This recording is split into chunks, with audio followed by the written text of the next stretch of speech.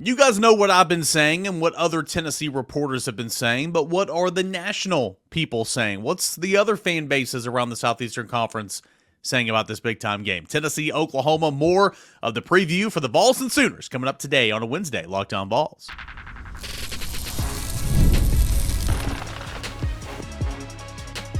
You are Locked On Vols, your daily podcast on the Tennessee Volunteers. Part of the Locked On Podcast Network, your team every day. Hey, good Wednesday morning, everybody. Welcome into Locked On Vols. I am your host, Eric Kane. Can't thank you enough for being here, making Locked On Vols your first listen each and every single morning. You everydayers couldn't do this show without you and couldn't do it without our friends over at Game Time today. You can download the Game Time app, create an account, put in the promo code Locked On College, and you're going to get $20 off your first purchase. Shout out to Game Time. We're loaded up with guests here on a Wednesday, a two-parter here. First with Michael Bratton, SEC Mike, that SEC podcast. You know who he is. He and Cousin Shane do a very entertaining brand of covering the SEC. I really enjoy their work. Michael Bratton's coming on the show here in segments 1 and 2 to talk a little everything. Tennessee, what he's seen the first 3 weeks, Tennessee at Oklahoma, look around the SEC, and who he has as his number one team in his SEC power rankings entering week 4. Spoilers, you're going to be pretty thrilled with his answer. That's coming up in segment 2 and 3, and then we'll get to Josh Ward for Ward Wednesday in segment number 3. All this here on a Wednesday show, getting you set for Tennessee and Oklahoma. So without further ado, let's get into my conversation with Michael Bratton. Mike, Tennessee 3-0 on the season, Oklahoma 3-0 on the season. From the outside looking in, because I know you talk to every fan base around the Southeastern Conference, what's the vibe? What are the feelings about this game coming up? What I think is the primetime game, the main course of the college football slate on Saturday. Yeah, well, first of all, thanks for having me, Eric. I really appreciate it. But, it's been very interesting getting to learn more and more Oklahoma fans. They're great in person. Any Tennessee fans making the trip to Norman, I can't recommend it enough. Now, they may not be as friendly now that this is game week, but I was there July 1st when they officially came into the SEC. It's a tremendous campus. And there's all kinds of great restaurants and bars within walking distance. So can't recommend it enough. But to your question, Eric, is so wild right out the gate. They won, I think it was 51-3 in the opener against, a joke of a team. But their fans were in an uproar because they were like 1 for 10 on third downs. And that was kind of like a light bulb moment where, this fan base, I'm talking Oklahoma, has just the highest of highest regards. And then it didn't get any better the following week against Houston. In fact, it looked about twice as worse. So, I think they turned the ship around a little bit against Tulane, but some of those issues that have been plaguing them the first 2 weeks of the season reared its head again in week 3. So I think, honestly, most Oklahoma fans do not expect to beat Tennessee the way Tennessee's playing right now. That you roll a bad team. Temple's a bad team, but you roll them, and you said the whole fan base is in an uproar because they were 1 for 10 on third down. I was like, that just screams SEC football fan base, right? I hear you. I see the scoreboard, but if we don't do this next week, we're going to get our ass kicked. It's like, that just screams SEC. It feels like Texas as well. I mean, again, early on into the venture here, but I mean, it just feels like these are two programs and 2 universities that will just fit in perfectly here in the SEC in terms of passion, some rivalries, some successes across the athletic. I mean, I know this is an old topic, but it does feel like these 2 schools are going to have like a seamless transition. What do you say? Yeah, and certainly Texas. I mean, they look like a national championship contender a couple weeks into the season, but I like to call them, they have Alabama, Bravado, and Auburn trophy case. So I'm not getting over putting the cart in front of the horse here because they still got a long way to go. I haven't even placed in a conference game yet. So, but they look good. I'll give them that. Now, I think the biggest storyline, and it's a good problem to have, but it potentially could have issues, is, of course, Arch Manning.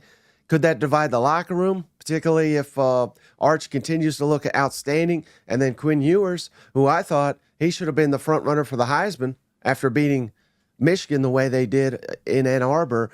What if he comes in and struggles? I don't know. I'm just putting it out there. It could happen, and it'll make for some good talking points. No, it'll definitely make for some good talking points. It's good business for people like us, no doubt.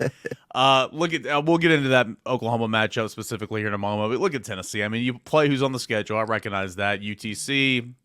You had Kent State. Okay, UTC, one of the better FCS teams in the country. Kent State, the worst FBS team in the country. And then you have NC State, which a lot of people are high on NC State coming into the year. I think they have the pieces offensively, but they have not figured it out yet. It's been 3 blowout wins for Tennessee, and Tennessee's run the football. Nico's looked pretty good. What have you thought from Tennessee over the first 3 weeks, understanding we're going to learn a lot in a game like this, in an environment like this? Well, what a time to be a Vol fan. I mean, you got your baseball national championship. You got one of the best basketball programs in the conference. And now all of a sudden, everybody you play, they're garbage. It's because you made them look like garbage. You know what I mean? There's not a team right now playing better football, I think, in the country than Tennessee, at least from what I've seen. I pretty much just watch SEC, but just SEC. I've got Tennessee right now in my number 1 in my power rankings, and that just means it doesn't matter if they're facing Georgia, Texas, Bama, Ole Miss, Missouri on a neutral field. I'm picking Tennessee to win on a neutral field against anybody right now. So that should give you an indication of how impressed I am with Tennessee. And to your point, yeah, maybe they've not played the highest of competition. I mean, they played a lot better competition than Ole Miss, and I think they look even better than Ole Miss. And this is the best Ole Miss has ever looked in my lifetime, and certainly under Lane Kiffin. So, yeah, Nico gets all the hype and all the buzz, and it's not to take away from anything from him, because I think he has, I don't know if he exceeded the hype because there's been so much hype, but I'd say he's met the hype. But it's really the defense and it's the running attack, and you just add Nico into it. They look like they could win the national championship. I don't think that's too bold to say. Now, we'll learn a lot more about Tennessee this week, but I expect them to go into Norman. I expect them to win, but I don't think it's going to be easy. Oklahoma's got a really good defense. And I was making fun of somebody with the meme they put out, Josh Heupel, rubbing his hands looking at the Oklahoma defense. I'm like, what are we doing here? I mean, that's actually a really good matchup. They're top 10 in the country in run efficiency defense, Oklahoma is. So I would flip it. If I'm Tim Banks, I'm sitting here rubbing my hands looking at Oklahoma offense, because that is the matchup that significantly favors Tennessee in this game. Talking with Michael Bratton here, that SEC podcast. Mike, you said you had Tennessee number 1 in your power rankings this week. Why Tennessee over Georgia? Understanding Georgia looked pretty mediocre against Kentucky, but the football sometimes. But why Tennessee over Georgia? Why Tennessee over Texas? Well, admittedly, I do this immediately after the games are over on Saturday. So it's kind of like, I got my head on a swivel where I'm trying to watch every single game. And as the week goes on, I rewatch the games. So I get a little bit better of a feel for each team. So I just want to throw that little caveat out there. But I have Texas number 2, not even Georgia. I got Texas. And the main reason I put Tennessee over Texas is because I didn't know Quinn Ewers' status. Now, it has since come out, it's not season ending or anything like that, but I think it is a drop off from as good as Arch looked, and I'm sure he'll look fantastic against ULM too. But yeah. I just think that there's very little separation here. I mean, I'm splitting hairs, but give me Tennessee over Texas because they got a new quarterback in there. And as for Georgia, I mean, it's like you can't critique these teams because we've seen them win national championships. We've seen them win SEC championships. But, Eric, if you've watched Georgia this year, they have played 2 meaningful games. And I would say for 1 quarter, they have had a capable offense. The rest, so, I mean, essentially 7 out of 8 quarters, their offense has looked pedestrian. Yeah. So, again, it's just 2 games. And I really do think Kentucky's got a good defense, so let's give them some credit. But they should not have locked down Georgia the way they did. And also, Georgia does not have, at least that I'm seeing. I mean, they may have the best defense in the country. Again, they're so fast on that side of the ball. But I'm not seeing that elite defensive lineman that they had when they were winning national championships. And quite frankly, they didn't have it last year either, and it caught up to them in that SEC championship game. They still don't have those guys there, and they're pretty banged up right now too. So putting all those factors together, I dropped them a couple spots. You've heard us talk about FanDuel. It's America's #1 sports book. Well, we've got something a little different for you. Now through September 22nd, all FanDuel customers can bet $5 and get a 3-week free trial of NFL Sunday Ticket from YouTube and YouTube TV. Then, with a YouTube TV base plan, you'll be able to watch every regular season Sunday afternoon out-of-market game. All you need is Google account and a current form of payment, and you can cancel anytime.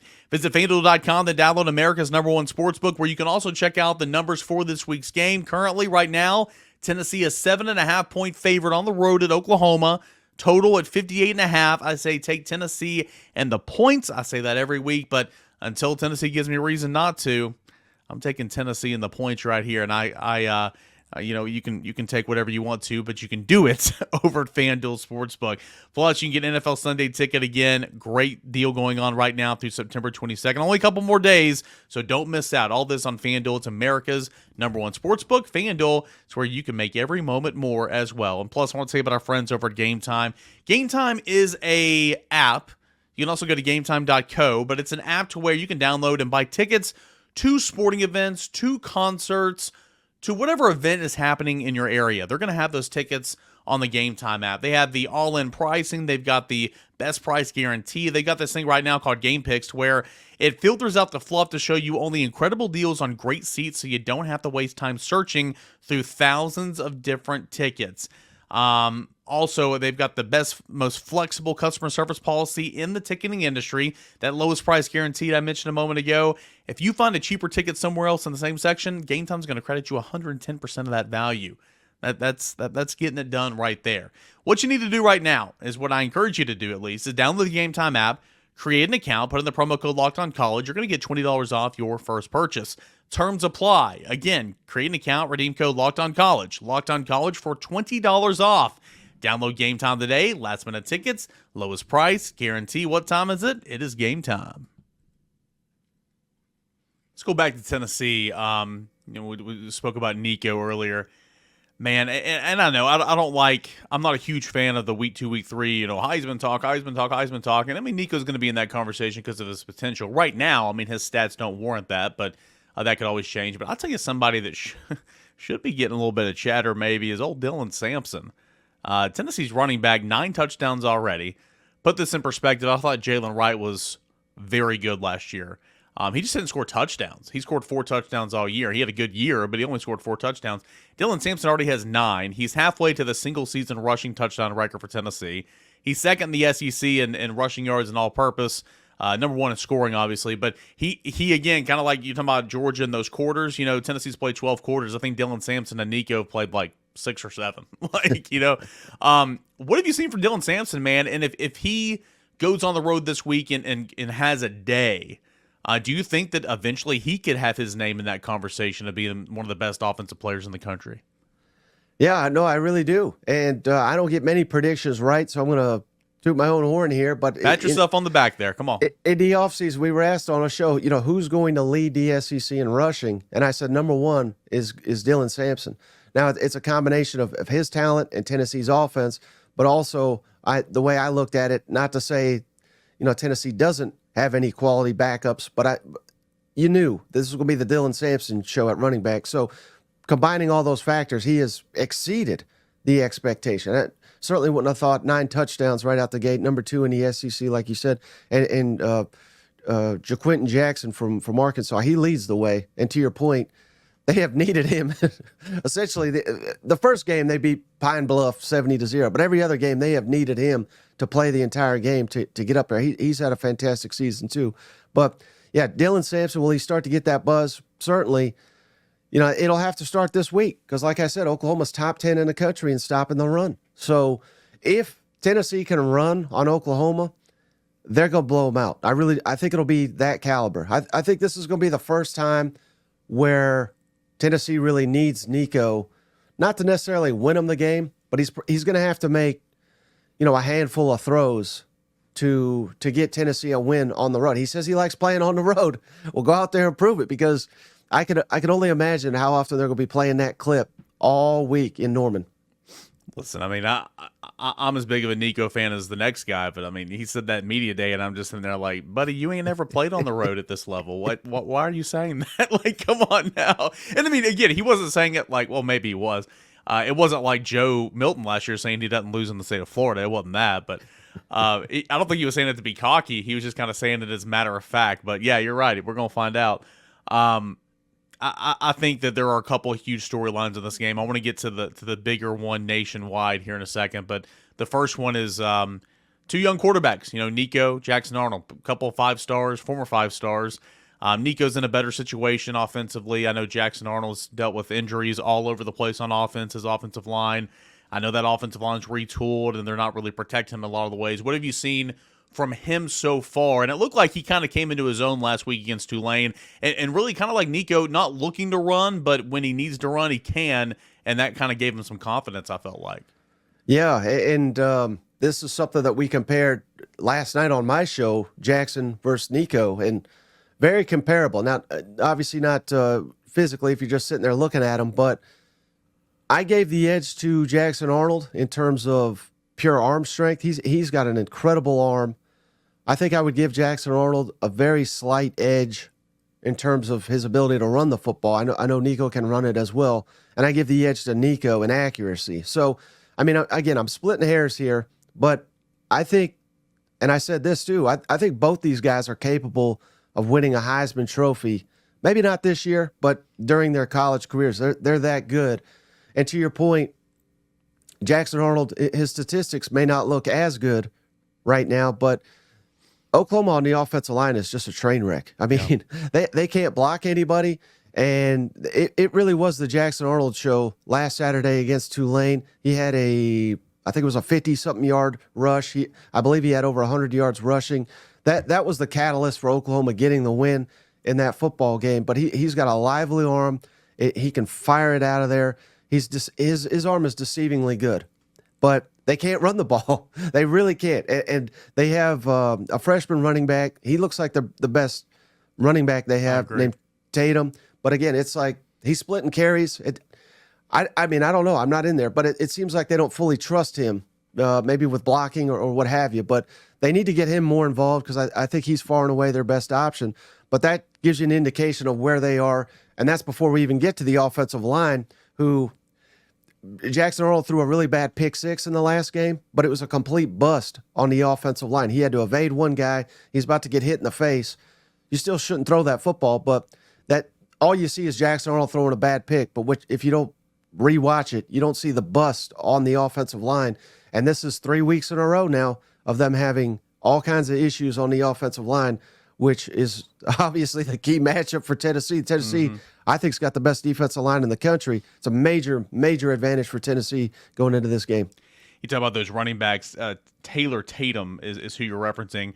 And, yeah, you look at his 15 carries only on the season, 3 games, 102 yards, 2 touchdowns, 6.8 yards per carry. Okay, you compare that to Javonte Barnes or any of those other guys who are averaging like 2.2 yards a tote. It's like, sure, he might be young. Maybe he had a fumbling issue in fall camp. I don't know. But I'm with you. It's like, obviously, they're not trusting him enough. Maybe that'll change. Hopefully, for Tennessee's sake, if it does, they can shut it down this week. And a note on the offensive line, the center's got a high ankle sprain. He's been out since week 1. He might play this week. I believe the right tackle is not playing. They lost their starting left guard for the season. Man, they have been banged up, battered, and bruised. A couple of wide receivers. They're actually probably going to get one wide receiver back. His name is, I think it's Nick Anderson. Yeah, Nick Anderson, I think, is going to play this week. So we'll see what they look like. Last thing I want to ask you, I kept you already too long, man. I do appreciate it. I always enjoy talking with you and getting your perspectives. Biggest storyline of the nation this weekend, football-wise, college football-wise. Josh Heupel going back to Oklahoma. We talked about it all offseason. It's going to get beat over our heads as the week goes on. We, the beat reporters, got it out of the way on Monday, asked him a couple, quick hitters, and he was really good on Monday. I don't know if you heard his comments, but he was really good when talking about Oklahoma. What do you make of this whole thing? How do you think Oklahoma, the fans are going to, the reception for him?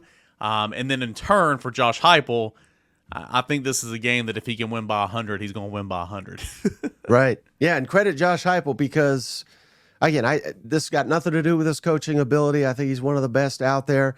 But in my opinion, and I watch all these press conferences, he's about as boring as it gets. Yep. So he avoided that this week. So again, that he's not going to come out here and say how important this is to him, but clearly, but just by that, how he's responding to these questions, it does mean something very, not a little, but a lot extra, I think, to him. So yeah, this is personal, and it's going to be weird because I think Oklahoma fans will cheer him. Maybe at the very beginning, but that'll be the only time that they cheer him. So, it's going to be wild, and you just hope that, kind of like, I don't know if you saw this, but Mark Stoops, when they were playing South Carolina 2 weeks ago, it was totally against Stoops' nature, but he went for it 4th and short on his own 31, and he didn't get it, and that was a catalyst. That was an early catalyst for that game. South Carolina won it handily. But Mark Stoops hates Shane Beamer so damn much that he went anti-Mark Stoops. We just saw it a week later. I mean, he had George on the ropes. Let's punt the ball. Yep. No, against South Carolina, he's going for it on his own 31 early in the game because he hates Shane Beamer. So you hope the hatred, and hatred's probably too strong a word. I don't think Josh hates Oklahoma. I think between you and me, I don't want to put words in Josh's mouth, but between you and me and everybody else listening, I would say the hatred is Heupel to Stoops, right. Bob, not Heupel to Oklahoma, if that's fair. Yeah. Right. But so he's going to want to stick it to Stoops. Let's just say that. Let's say the anger is not so bad that he doesn't force the issue. But yeah, I mean, I love the fact that I'm sure you've seen this, but I don't know your fan base. They're probably not giving you this kind of reaction, but I'm getting it from all the other fans. Oh, Josh Heupel, what a dirtbag. Onside kick, 30-0, and all this. And I'm sitting here laughing because I have lived through Pruitt and Butch and Derek Dooley and on and on and on, where Tennessee is just a punching bag, and now Tennessee is the villain. It's because you're winning, and you're winning by an emphatic margin. And there used to be a guy down in Gainesville who would do the same thing, and Tennessee fans hated it, and everybody else hated it, but it was really because they were just getting dominated and winning big. And I'll take the alternative, and the rest of the country hating on Josh Heupel for piling it on and scoring 100 points per game. I'll take that alternative than being the laughingstock of the country, and just get out the way, because I think there's a real chance, again, I'll say it again for your audience, I'm not sucking up, but I think Tennessee can win the national championship this year. I'm not saying they will, but the way they've played the first 3 weeks, there's no one better in the country, I don't think. SEC Mike, his name is Michael Bratton, that SEC podcast. Dude, appreciate you as always, man. Great stuff. What do you got coming up the rest of the week on the show? Yeah, so we'll just be previewing these games. We're going to have you on later in the week, so plug for your audience to come check us out. Yeah. We got an Arkansas-Auburn preview coming out, and then we also got George Stoya from Sooner Scoop who's going to give us the Oklahoma side of this game. So a lot of stuff coming this week. Hey, Locked On Vols fans, have you heard about Roy? It stands for Return on You, and it's a new platform that lets you, the fans, get involved with NIL like never before by making contributions directly to your favorite athletes. By supporting players directly, you can help shape rosters, retain talent, keep your favorite athletes out of the transfer portal. As you all know, NIL has changed the game for athletes. Roy changes the NIL game for us, the fans. No risk contributions. Fans' contributions are securely held and only distributed if the athlete makes the decision that aligns with the fan support. If not, the money is returned to the fan. That's not bad, is it?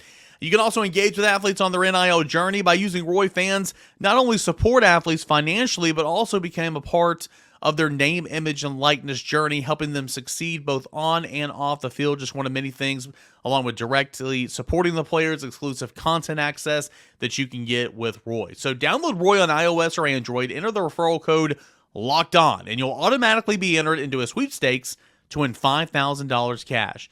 Visit joinroy.com for additional details. No purchase necessary. Void where prohibited.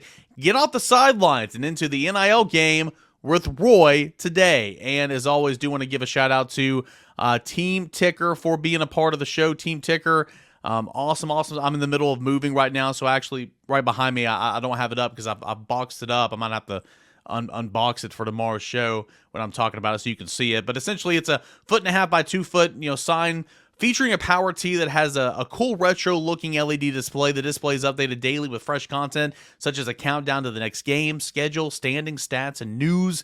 It's super fun and a great way to stay connected with Tennessee Volunteer sports. It's a combination of design that functions, gives you an entertaining, creative way to display your team pride while providing unique connection to your favorite team. Whether it's football, men's and women's basketball, baseball, soccer, softball, Team Ticker has got you covered. You never miss a game with the high-tech retro display providing the countdown to the next kickoff and scores and updates throughout the day.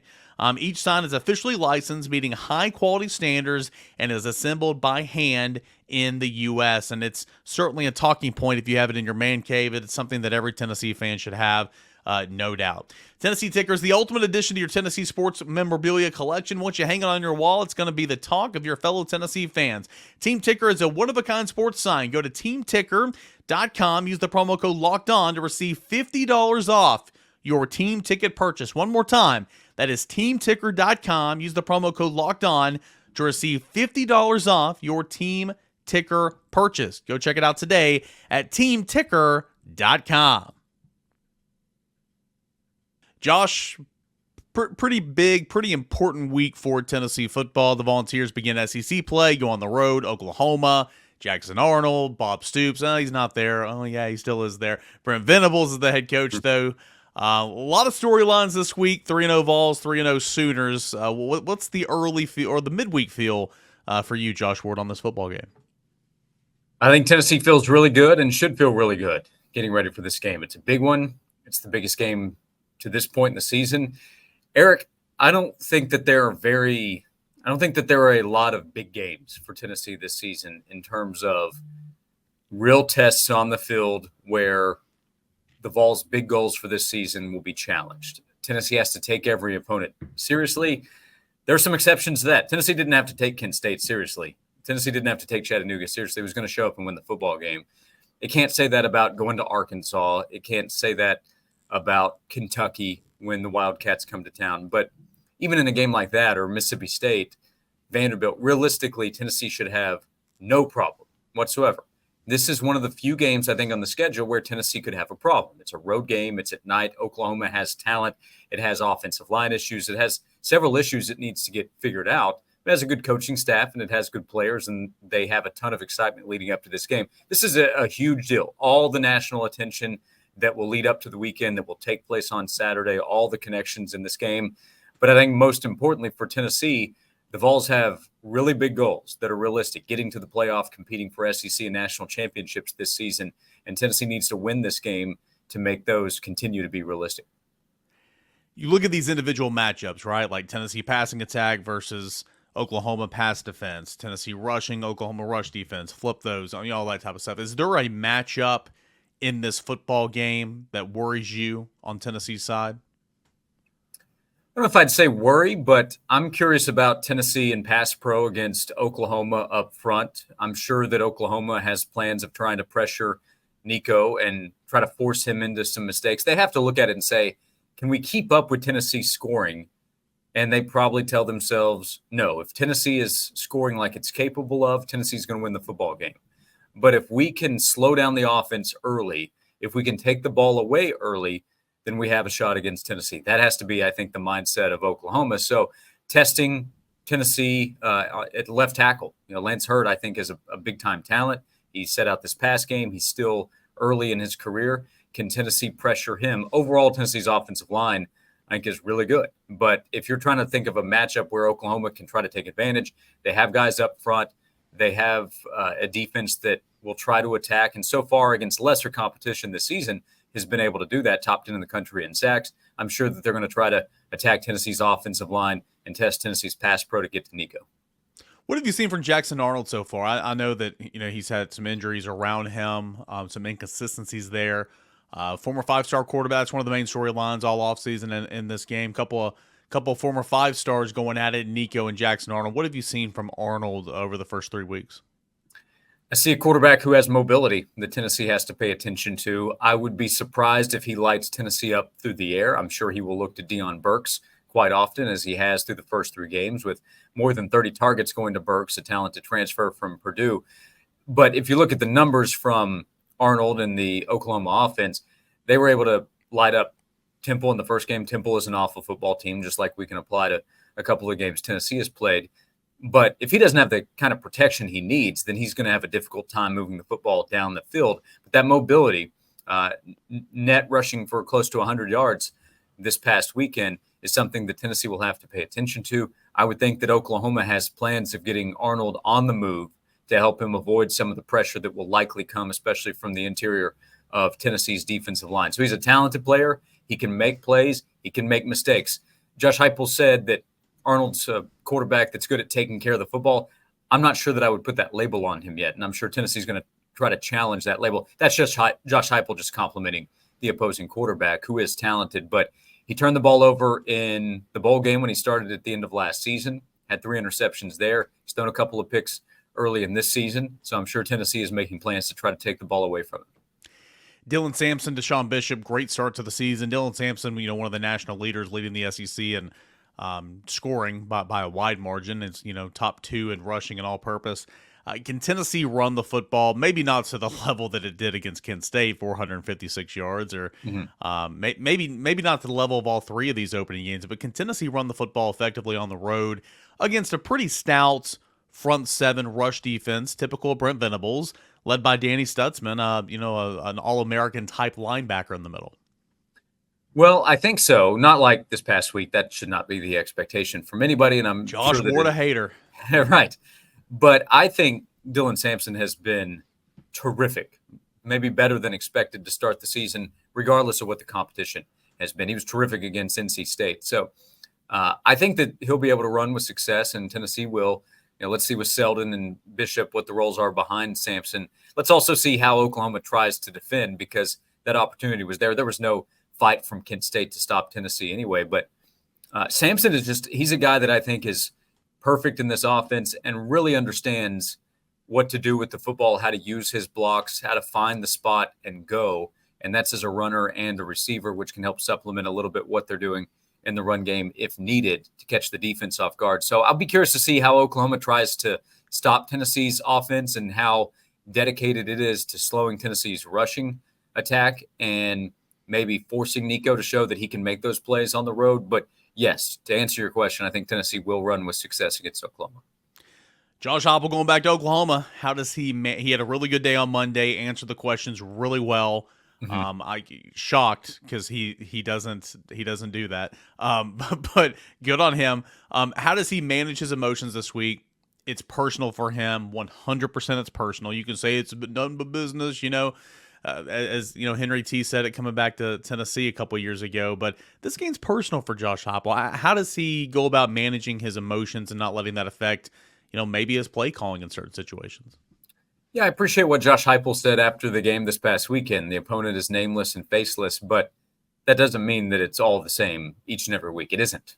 And this week is different. This week is different because it's a huge game, but also because of all those connections. I thought what Josh Heupel said at his Monday press conference was great. I think when he talks about the people that he has great relationships with, friendships, all the success and memories that they had there, that I truly believe is genuine in what he's saying. But we also know the story of how things ended close to 10 years ago. And now Josh Heupel's in a position where he is leading a top 10 team, one of the top programs in the country in Tennessee, with a chance to go back to Oklahoma and ruin their start to SEC play. And the Bob Stoops connection is the biggest part of that. So I'm sure that he has a little extra motivation this week. Josh Heupel never lacks for motivation. He is a big deal competitor. That's a big part of the reason Oklahoma loves him, and those fans love him. I think the fans are probably struggling this week because they have these great memories of Josh Heupel as the quarterback, and probably at one point thought this is going to be the guy that leads our program. And there's an alternate universe where Josh Heupel is Oklahoma's head coach right now, but he's not. He's Tennessee's coach, and I think he's going to try to take it to OU this week. Last thing, Josh, out the door. I know you guys have a lot coming up on Josh and Swain this week. Got your newsletter Friday mornings where you can, hit up and subscribe to that newsletter in the show notes right now. But couple of fans, friends have reached out to me saying, we're going to lose. I know you're in those group texts and everything as well. Like, we're going to lose. We're going to lose. Tennessee's a touchdown favorite at Oklahoma. Oklahoma hadn't been a touchdown dog at home since '98. We're going to lose. Bad omens, bad sign. Things are going too well. Mm-hmm. What's your advice to the BVS section of the fan base right now, heading into this weekend, where they're scared of their own shadow and they don't know how to enjoy the moment? And I mean, sure, Tennessee might go on the road and lose. Tennessee might go on the road and struggle. That's football, but there's a lot to love about this football team right now. No reason to be down in the dumps, right? Absolutely no reason. It should be the opposite. Yes, Tennessee might lose on Saturday. Tennessee is a touchdown favorite, not a 5-touchdown favorite. So there is the possibility that Tennessee will lose at Oklahoma. But also, it's incredible that Tennessee is favored by a touchdown or more on the road in Norman, Oklahoma. That almost never happens. The reason that it's the case this week is because of how good Tennessee is. Tennessee is a terrific football team. It's a legit title contender, and Tennessee fans should embrace what's going on. Tennessee baseball won the national championship. Tennessee basketball won an SEC title and went to the Elite Eight. Tennessee sports across the board are really good. So 2014 was 10 years ago. When Tennessee went to Oklahoma 10 years ago, it had no business being on the field with OU. Now, 10 years later, Tennessee is going to Norman favored to win by a touchdown. Get excited for the game. It's a huge one. Tennessee is a title contender this week. You heard the man. Do what he says. You can listen to him and VFL Jason Swain every weekday on 99.1 The Sports Animal, noon to 3 on Sports Radio WNML. Josh, as always, man, thanks so much. Thanks, Eric. Really enjoyed our conversations with Michael Bratton here today and Josh Ward here on a Wednesday edition of Locked On Vols, getting you set for Tennessee and Oklahoma. I'm Eric Kane. Can't thank you enough for making Locked On Vols your first listen, your first watch here today and every day. Make Locked On SEC, Locked On College Football your second and your third watch and listens here this morning. Continue coverage leading up to Tennessee and Oklahoma is what we have to look forward to on tomorrow's show and on Friday's show. Got some more guests coming on the show, so I hope you guys have enjoyed a little bit of this so far this week. Appreciate you guys as always. Stay safe. We'll talk again tomorrow. This is Locked On Vols.